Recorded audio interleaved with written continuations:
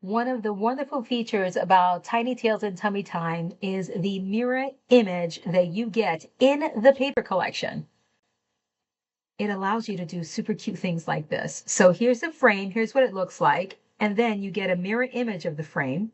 The mirror image allows you to do is to finish off the look in the back. So I don't need the frame, right? We can use the whole thing when we wanted to, but I did this side up, so cute. I mean, look at the mountain, a picture goes behind the mountain. The spoiled rotten is perfect, but we definitely want to finish this. So I cut the dinosaur off, and now I'm just going to glue it like so, right here and along the bottom. And look at how beautiful.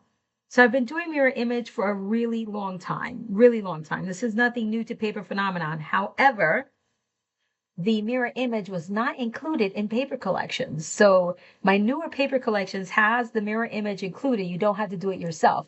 Tiny Tales and Tummy Time is one of those. And in the description in the shop, I'll be sure to include which collections have the mirror image included. If it does not, easy peasy, guys, you can do it yourself. But you don't have to with the newer collections. It's included. So now look at this, how beautiful. You open it up. And boom, look at that little guy in the back. Super duper cute. If you're curious in what project I'm working on, it is the little chapters. Look at how cute. It's got 12 books, little mini books in it, 4 different designs. Take a look at this. How adorable. Check out Tiny Tales and Tummy Time and the little chapters, paperphenomenon.com.